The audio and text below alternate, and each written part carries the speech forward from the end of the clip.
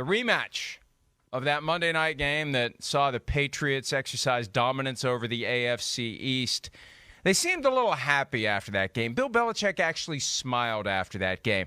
They had a viral clip from their locker room where they actually had fun. I thought we were told the Patriots didn't have fun. Well, maybe they had a little too much fun because they haven't won since then. And yesterday, the reason they didn't win is Josh Allen got back to being Josh Allen. Josh Allen, the guy we thought who was going to be the MVP of the league before the season began. And, you know, Mike, sometimes they just unleash this guy, both running and passing, and it's magical when it happens. And I think they try to hold him back as a runner because they don't want him to get injured. They may need to lean into this a little bit more. They may need to let this guy be the guy we saw yesterday all the time and throw some caution to the wind, kind of like the Ravens do with Lamar Jackson, and let Josh Allen just go out there and carry the team. They didn't have Cole Beasley, who had tested positive. They didn't have Gabriel Davis, who was unavailable due to COVID as well. And Josh Allen made up for the difference. Isaiah McKenzie helped out as well. He had over 100 receiving yards and a touchdown. But, you know, look at that great play on 4th and 1, the ball fake, the dip of the shoulders. And then he had the improvisation later in the same drive to Stephon Diggs on 3rd and 10. That's the Josh Allen that we expected to see all year. And if they keep playing like that, they got 2 very winnable games at home. They are going to be a force in the postseason. We thought it may be the playoffs going to Buffalo. They're going to probably have to take it on the road at some point, but they took it on the road pretty well yesterday. Patriots took it on the chin, and it's amazing just how quickly our feelings change so dramatically about both teams involved in that one. Oh, it is amazing. We saw, you know, obviously New England leading the division and Buffalo trying to hang on to a playoff spot. Now it's reversed.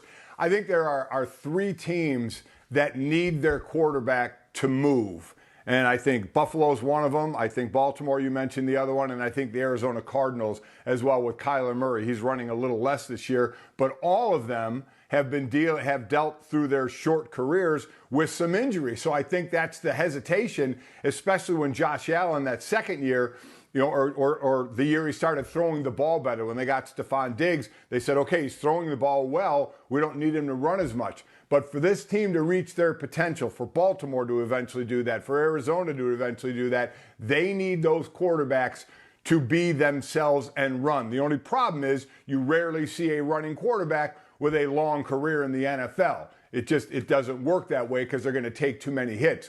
But there's no doubt that Buffalo is the team they are when Josh Allen just does his thing, throwing the ball, running the ball. We know the defense has been playing well at times. The main thing this year for most teams is the inconsistency, and we've seen it out of Buffalo. But when they put it together and look like this, that's the team we all saw as a viable threat to Kansas City this year. And I know we'll get into Kansas City. We all thought it was going to be Buffalo and Kansas City. Well, if Buffalo plays this way, then that's exactly what it's going to be. Because you mentioned the 2 guys that were missing because of COVID. Isaiah McKenzie comes into the game with 7 receptions on the entire year. And he gets 11 in this game for, $125 and a touchdown. So you had other players step up. You had the defense step up. And for New England 2 weeks in a row now, because I did the Colt game last week, New England loves to wait for you to make a mistake, and they pounce on your mistake. The last couple of weeks, it's been New England that's made the mistakes. 2 interceptions for Mac Jones against the Colts, 2 more interceptions against Buffalo. They're the ones making mistakes, not only interception, but other mistakes. And their opponents are taking advantage of it. So now they find themselves, you know, down out of the division lead and now looking to just try and make the playoffs. One of the things about this season as well that we are seeing play out with so many different teams, that 17th game, it's stretched it all out and it's created. And we can pick a team.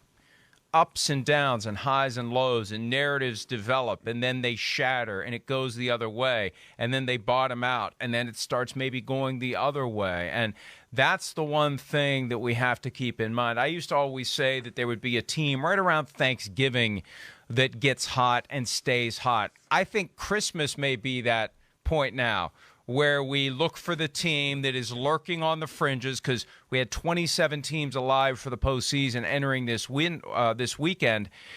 maybe you can find the gas pedal as late as Christmas and not Thanksgiving and carry that momentum into the postseason and be dangerous. You don't have to do it for 5 or 6 weeks. You can just do it for 2 or 3 weeks, rediscover whatever that is that was allowing you to play well at whatever point in the season that you played well, and then carry that into the single elimination round. Bill Belichick was on WEEI this morning, and he basically made that point. He's not panicking. Let's see if we can play our best football. We still can. We still have a chance to do it. They're not ready to give up. They're not ready to concede anything to anyone, but it is odd to think just a few weeks after we were ready to concede across the board the AFC East to the Patriots. They haven't won since then. They had a bye week.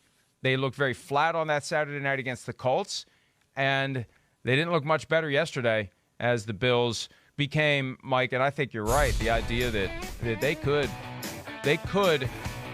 contend with the Chiefs in the postseason. As good as the Chiefs are right now, that Bills team we saw yesterday could give the Chiefs a run for their money if they cross paths at some point in the AFC playoffs. Hi, I'm Mike Tirico, and thanks for watching. Make sure to hit subscribe for the latest news and highlights from NBC Sports.